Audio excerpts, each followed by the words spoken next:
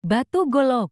Dahulu, di daerah Padamara dekat Sungai Saing, Nusa Tenggara Barat, hidup sepasang suami istri yang sangat miskin. Sang istri bernama Inak Lembain, sedangkan suaminya bernama Amak Lembain. Setiap hari mereka pergi ke rumah-rumah penduduk yang juga bekerja sebagai petani untuk mencari pekerjaan.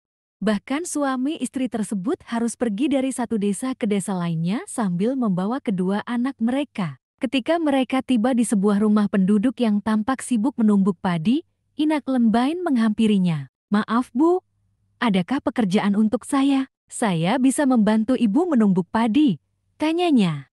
"Sebenarnya sih kami tidak terlalu membutuhkan tenaga tambahan," ucap ibu pemilik rumah. "Tolonglah saya, beri saya pekerjaan agar anak saya bisa makan hari ini," ucap Inak Lembain memelas. Karena iba melihat Inak Lembain, ibu pemilik padi itu memberinya pekerjaan.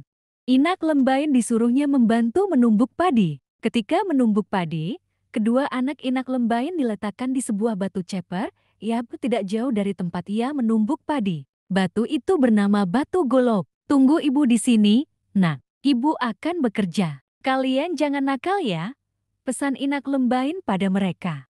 Kemudian, Inak Lembain bekerja menumbuk padi. Tidak berapa lama, kedua anak Inak Lembain berteriak-teriak memanggilnya. "Ibu, Ibu!" teriak kedua anak Inak Lembain. Ternyata, keanehan terjadi pada batu yang diduduki oleh kedua anak Inak Lembain. Batu itu bergerak naik dan meninggi. "Tunggulah kalian di situ sebentar. Ibu sedang bekerja," ucap Inak Lembain tanpa menggubris teriakan kedua anaknya. Kedua anak itu pun kembali berteriak. "Ibu, batu ini semakin lama semakin tinggi," teriak anaknya. Karena dipikirnya sang anak sedang bercanda, Inak Lembain tidak menanggapinya. Batu itu semakin lama semakin tinggi. Tingginya melebihi pohon kelapa. Sang anak pun berteriak sejadi-jadinya. "Ibu, Ibu, tolong!" teriak anaknya sekali lagi. "Tunggu, Ibu sedang bekerja," ucap Inak Lembain. Tanpa disadari, teriakan anak-anaknya terdengar semakin sayup. Sekali lagi ia tidak menggubris teriakan sang anak. Semakin lama, ia tidak mendengar suara teriakan anak-anaknya. Ia berpikir sang anak pasti sudah lelap tertidur. Ternyata, sesuatu yang tidak terduga terjadi. Batu golok itu semakin lama semakin tinggi. Kedua anak Inak Lembain sudah terbawa oleh batu golok sampai menembus ke awan. Betapa terkejutnya Inak Lembain melihat kedua anaknya sudah tidak terlihat lagi. Inak Lembain sangat bingung untuk menyelamatkan kedua anaknya. Ia menangis dan memohon kepada Dewata untuk bisa mengambil anaknya yang berada di atas awan. Doa Inak Lembain pun terkabul. Ia diberi kekuatan gaib oleh Dewata. Dengan sabuknya, ia dapat memenggal batu golok cukup sekali tebasan saja. Batu golok itu terpenggal menjadi 3 bagian. Bagian-bagian batu golok yang terpenggal tersebut terlempar sangat jauh. Bagian pertama jatuh di suatu tempat sehingga menyebabkan tanah bergetar. Tempat jatuhnya batu itu menjadi sebuah desa yang kemudian bernama Desa Gembong.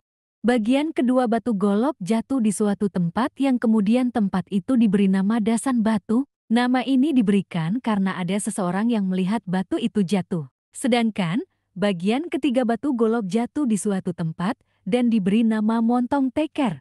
Nama ini diberikan karena bagian terakhir dari batu golok yang terjatuh ini menimbulkan suara gemuruh. Meskipun batu golok sudah terpecah menjadi 3 bagian, Inak Lembain tetap tidak bisa mendapatkan anaknya. Anak Inak Lembain sudah berubah menjadi 2 ekor burung.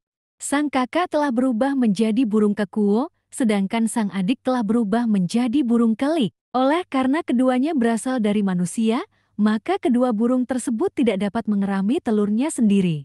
Pesan moral, kita harus peduli dengan orang-orang dan keadaan sekitar. Lakukanlah sebaik dan semampu kita untuk berbuat baik dan menolong sesama.